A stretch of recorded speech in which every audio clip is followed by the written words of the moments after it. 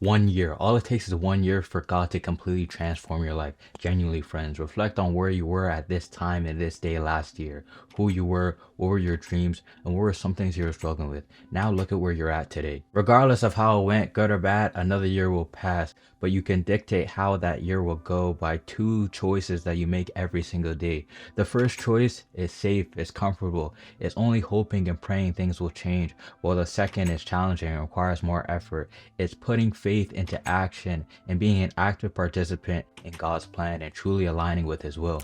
It takes discipline. Let's be real, God's grace is abundant, but it doesn't go without effort for change. 1 Peter chapter 4 verse 7 says, "The end of all things are near, therefore be serious and discipline yourselves for the sake of your prayers." Friends, the Lord is calling us to be serious, to be disciplined, to strive for a better life. There's no podcast, self-help book, or speech that will substitute the work that we need to put in the guidance from God.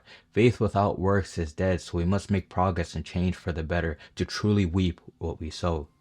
Remain diligent.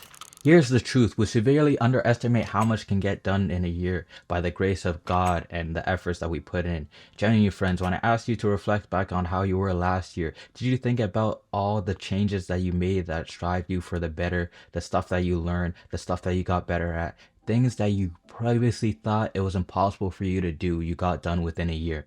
It's simple. Being 1% better every day equals being better 37 times within a year. It's not about perfection. It's about slow and consistent progress. Proverbs chapter 13 verse 4 says, "The soul of the sluggard craves and gets nothing, but the soul of the diligent is made fat." Diligence, consistency, showing up daily. These are things that help us align with God's blessings. Overcome obstacles.